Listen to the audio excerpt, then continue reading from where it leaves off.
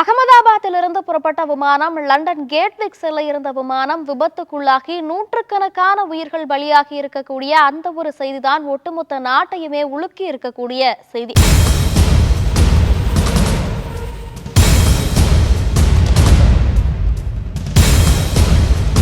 இந்த விமான விபத்து எப்படி ஏற்பட்டது, இந்த விமான விபத்து ஏற்பட்டதை தொடர்ந்து இதுவரைக்கும் என்னென்ன தகவல்கள் வெளியாகி இருக்கு அப்படிங்கறத பத்தி பேசலாம்.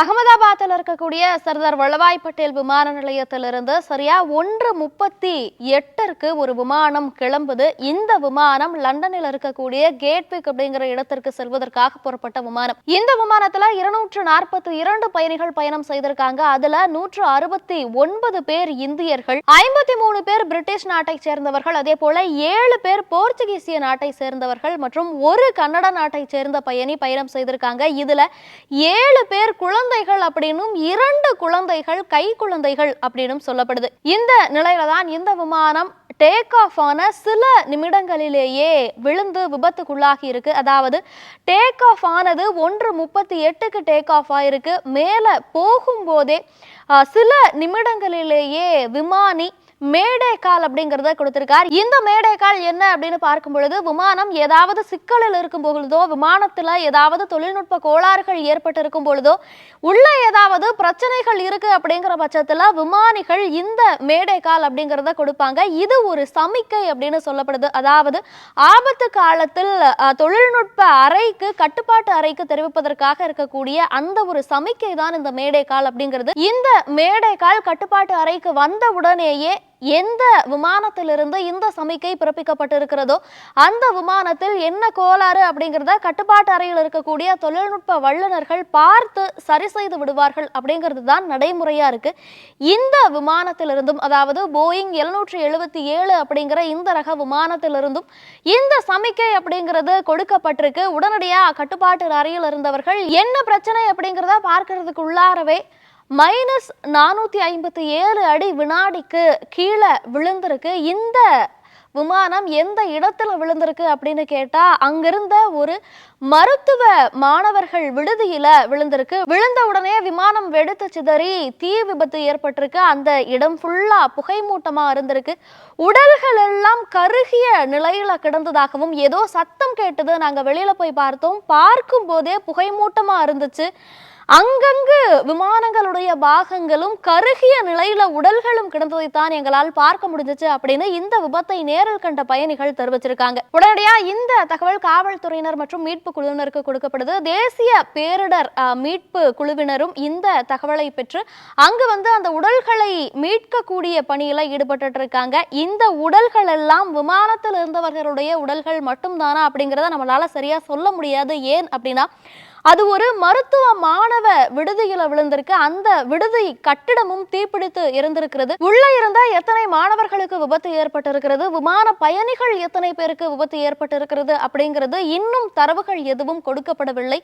இப்போதைக்கு 173 பேரினுடைய சடலம் மீட்கப்பட்டிருக்கிறதா தகவல்கள் வெளியாகிட்டு இருக்கு. அதே போல இந்த விமான விபத்து காரணமா காயமடைந்த அனைவருமே அருகில் இருக்கக்கூடிய மருத்துவமனைகளுக்கு விரைந்து கொண்டு செல்லப்பட்டு இருக்காங்க. அங்கு அவர்களுக்கு சிகிச்சை அப்படிங்கிறது கொடுக்கப்பட்டு இருக்கு.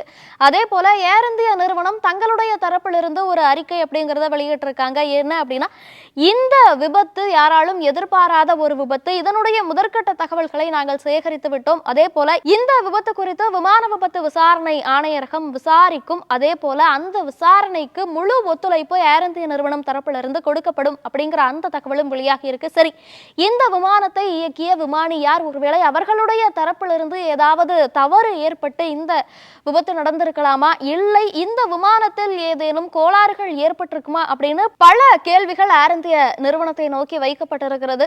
விமானம் 11 ஆண்டுகளுக்கு முன்பு வாங்கப்பட்டது. அதாவது 11 ஆண்டுகளா இந்த விமானம் செயல்பட்டு இருக்கு.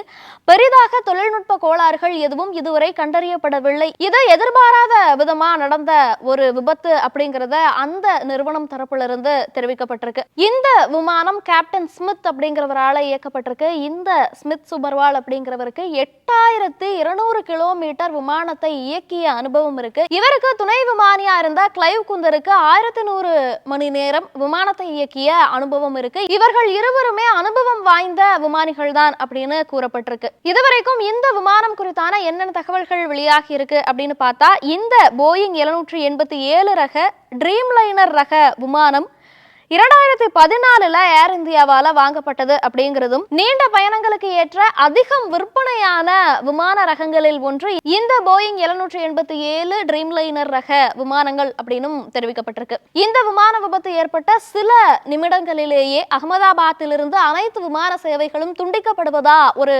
அறிவிப்பு அப்படிங்கிறது அந்த விமான நிலையம் தரப்பிலிருந்து தெரிவிக்கப்பட்டிருந்தது.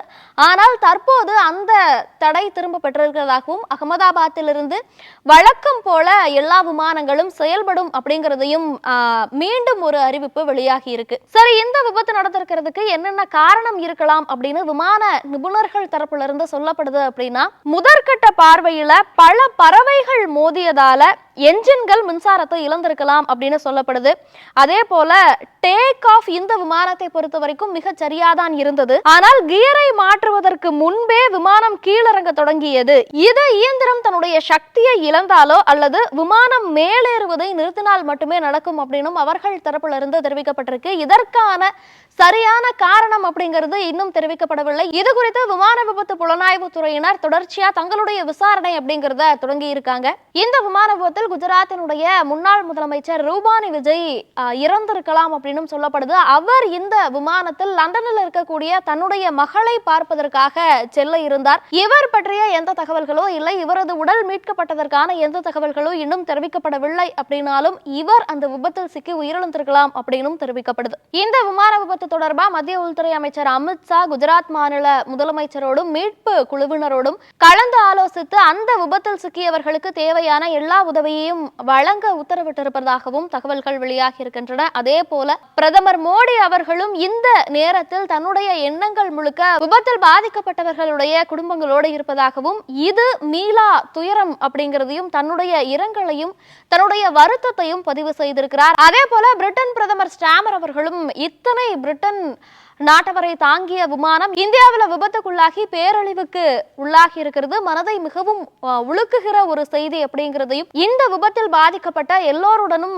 தங்களுடைய அரசு உடனிருப்பதாகவும் அவர் தன்னுடைய அறிக்கையில குறிப்பிட்டிருக்கிறார். அதே போல குடியரசுத் தலைவர் திரௌபதி முர்மு அவர்களும் மனதை உழுக்கக்கூடிய இந்த ஒரு விபத்து அப்படிங்கிறது யாரும் எதிர்பாராம நடந்த இந்த விபத்துக்கு தன்னுடைய வருத்தத்தையும் அவர் பதிவு செய்திருக்கிறார். அதே போல ஏர் இந்தியா நிறுவனத்திடம் இருக்கக்கூடிய விமானங்கள் அனைத்தினுடைய நிலை என்ன, அந்த விமானங்களின் தன்மை என்ன, எத்தனை ஆண்டுகள் அந்த விமானங்கள் உபயோகத்தில் இருக்கின்றன அப்படிங்கிற மாதிரியான தகவல்கள், விமானங்களினுடைய தற்போதைய நிலை என்ன அப்படிங்கிற தகவல்களை உடனடியாக ஏர் இந்தியா நிறுவனம் சமர்ப்பிக்க வேண்டும் அப்படின்னு இந்திய அரசாங்கம் தரப்பிலிருந்து அவர்களுக்கு கெடு அப்படிங்கிறது கொடுக்கப்பட்டிருக்கு. இந்த விபத்தில் சிக்கி இருக்கக்கூடிய அனைவருமே உயிரிழந்திருக்கலாம். விமானம் வெடித்து சிதறி உடல் கருகி நிறைய உடல்கள் அங்கு சிதறி கிடக்கிறது. இந்த விமானத்தில் சிக்கிய அனைவருமே உயிரிழந்திருக்கலாம் அப்படிங்கிற தகவல்களும் வெளியாகிட்டு வருது.